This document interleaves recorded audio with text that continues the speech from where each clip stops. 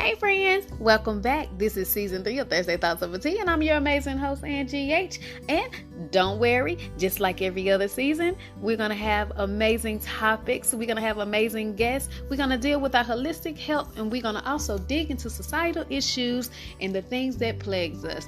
Don't worry, because I will also be that ray of sunshine on your cloudy day with my motivational moments. So be sure to meet me here every Thursday and have that cup of tea ready, and I want you to sit back and enjoy the show.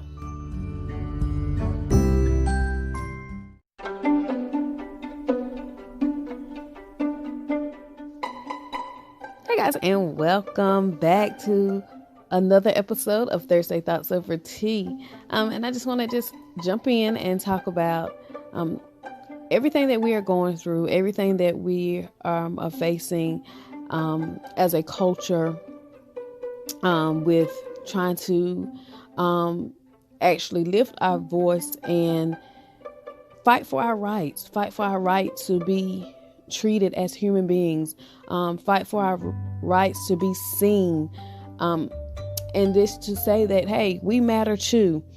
We want the same rights and the same breaks and the same kindness that you treat and that you give everyone else. And it is causing so much controversy. It's amazing to me that we are in a day and age where actually fighting for our rights has become a debate. And we hear the all lives matter. If all lives matter, then it shouldn't be a debate. We really shouldn't be having to have so many people angry that we matter too. As if it's saying, why we got to focus on y'all today? So what y'all are treated differently? So what, y'all dealt with it this long, so just continue to deal with it because we matter more. And that's the impression that I'm getting. But another thing that is sparked my attention is in the midst of all this, we're still dealing with the pandemic, the COVID-19. We are still having to cover up or try to be safe. So we have all this stuff going on. This year has truly been really one for the record books and everything, because we're actually sitting down, we are present, and we're having to actually take a look at ourselves and look at our society as a whole and see what really goes on. We had so many distractions around us that we really brushed everything. Like, we were so numb to it that when things happen that was a shock to society, it didn't last. The sting didn't last that long. It literally would be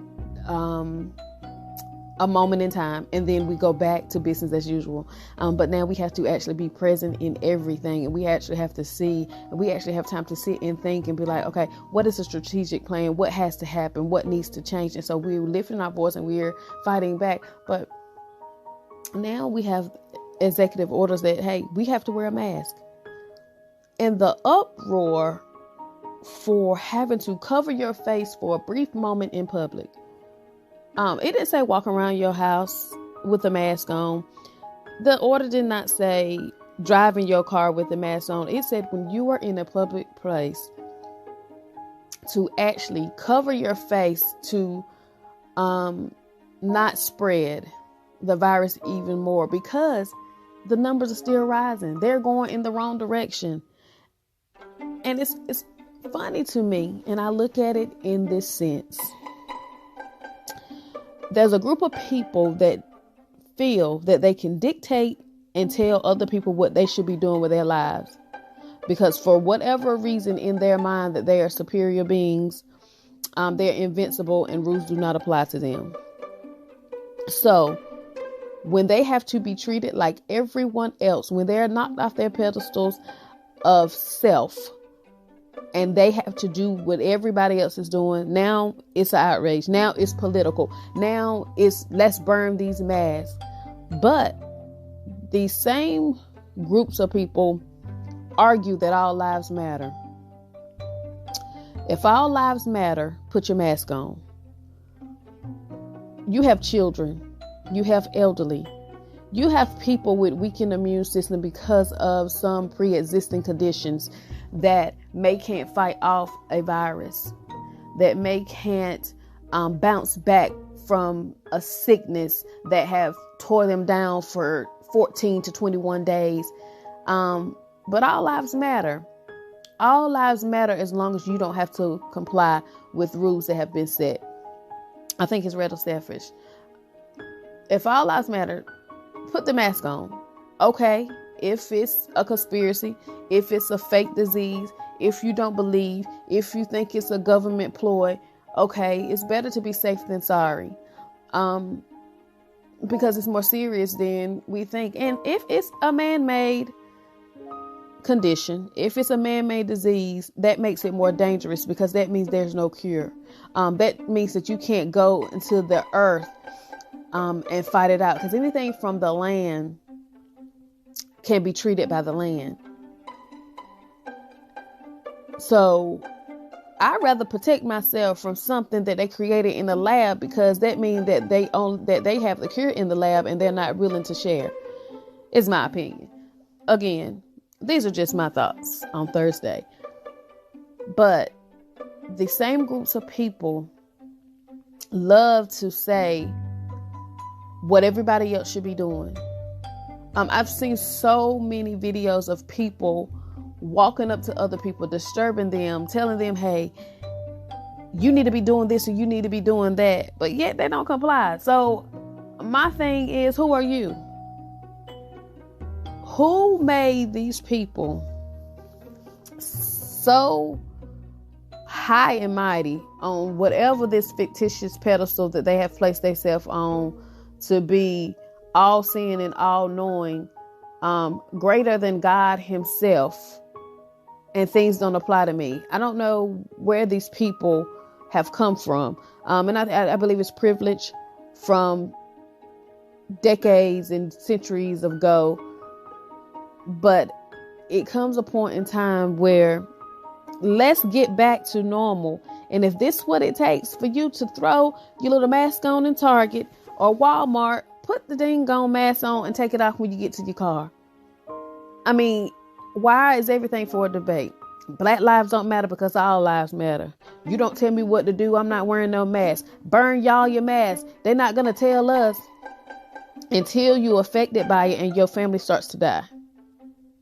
Then those same groups of people are going to be crying, needing attention, needing medical attention and things like that. So I just can't get an understanding for the life of me how everything became so political. Why everybody is in an uproar with a group of people, my people, wanting to be treated as humans, which is what we wanted all along.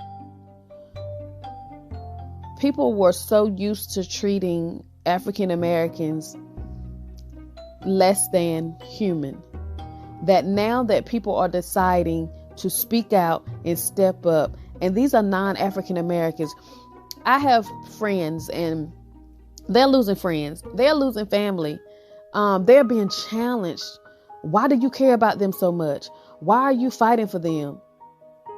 I mean, it's about being humane. It's about being, or seeing, I should say, that there is an issue. There is a brokenness. There is things, principles in place that need to be changed. And yet people are still causing ruckus for things as simple as treat me right. People love to toss around treat people how you want to be treated when it applies to them being treated better than somebody else. So you're throwing out all these cliches and you're trying to all these little elementary school things that you taught until it applies to a certain group of people. And then all that goes out the window because they don't matter.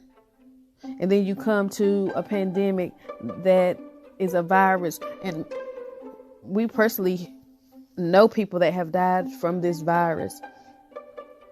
And then you have the elderly and the people with, like I say, with these pre-existing conditions and things like this that just can't fight, don't have it in them to fight this thing off. And you're fussing and complaining because you don't want to be told what to do, because for whatever reason, you're superior and you can't tell me what to do. You give that to the peasants. I don't know what type of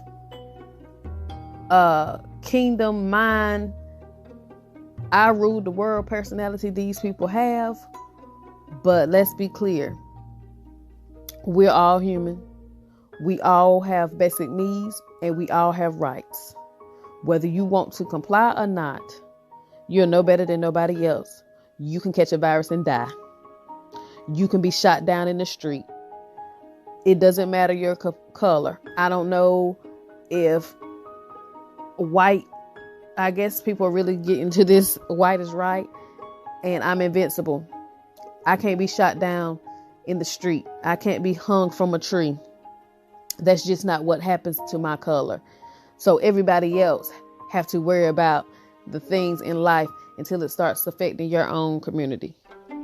Then you will see what everybody else has to deal with.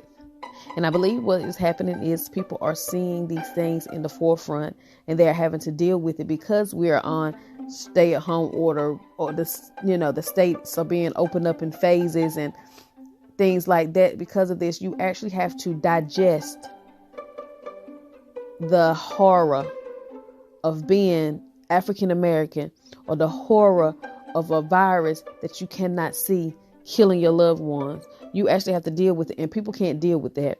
People can't deal with that type of stress. People can't deal with reality.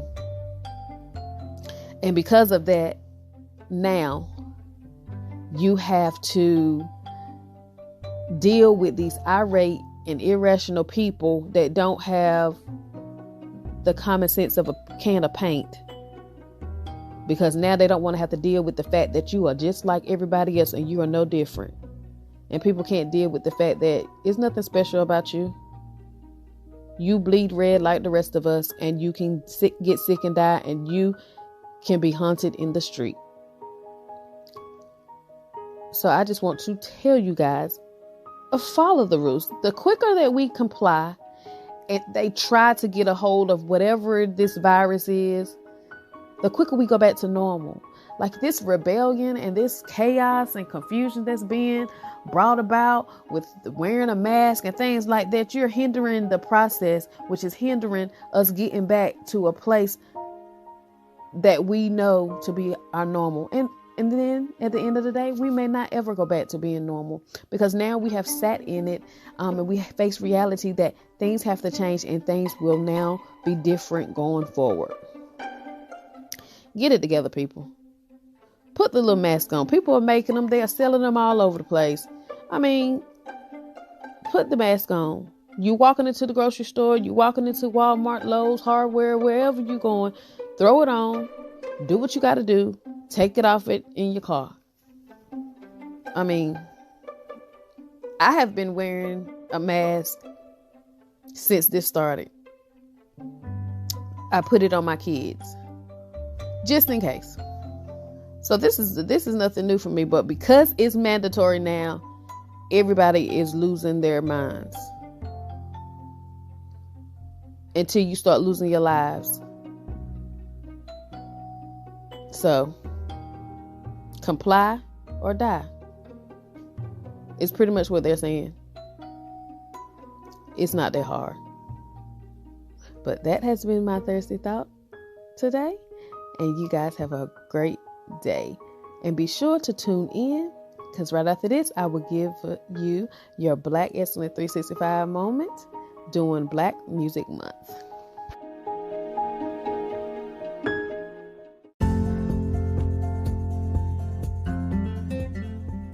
So I know you're probably asking yourself as you listen to this amazing podcast week after week, who is Angie H? And it's quite simple. I'm just a wife and a mother trying to use her platforms to empower and impact the world. What platforms, you ask? Anise Charles Organics, ANISE Charles Organics. This is my holistic health company that I use health coaching, holistic nutrition, and herbal products to help you and to promote holistic living from the inside out. Defining Our Purpose. This is the platform that I use my book, Inspirations, which is a journal devotional, as well as motivational videos. I take the time out to listen to you and help you navigate through your darkest times. But if you want to find out more about both of these platforms, just simply go to www.definingourpurpose.com, or as you're scrolling up and down your timelines on IG and Facebook, simply like my page or follow me at Anise Charles Organics, ANISE Charles Organics, or Defining Our Purpose.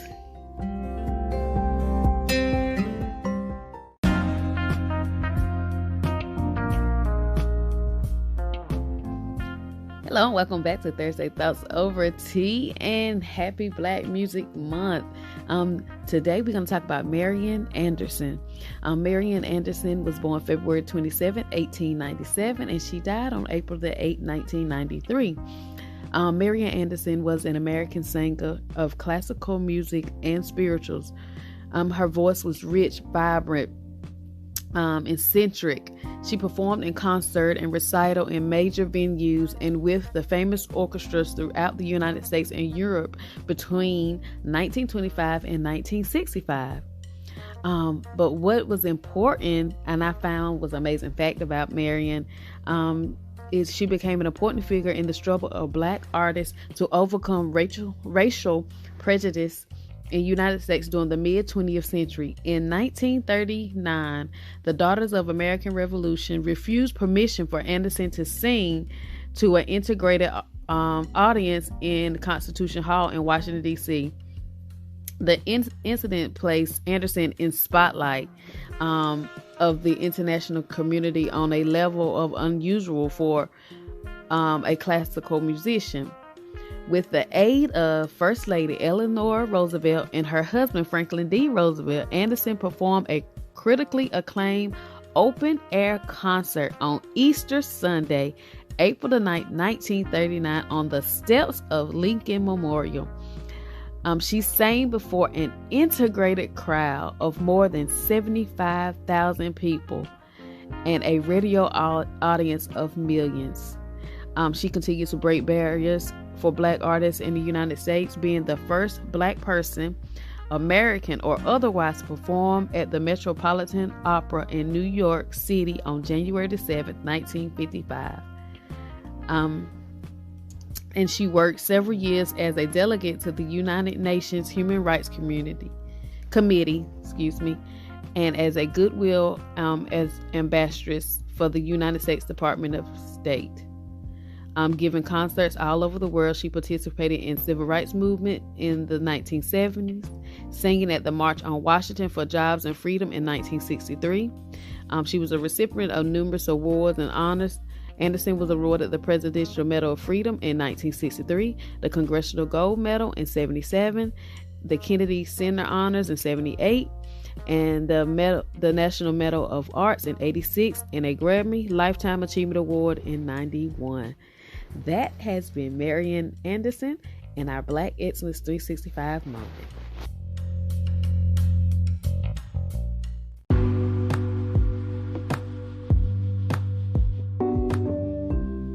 Hey, so did you enjoy this week's episode? Well, I hope you did. But you know what you can do if you never want to miss another episode? Just simply subscribe to Thursday Thoughts Over Tea on all podcast platforms, or follow me on IG at Thursday Thoughts Over Tea. Be sure that if you have any thoughts or concerns or any topics that you want to discuss, simply send me an email at definingourpurpose@gmail.com. Always remember, your thoughts are amazing, but sometimes they're even better when you're sipping on a hot cup of tea. See you next week here on Thursday Thoughts Over Tea with Angie H.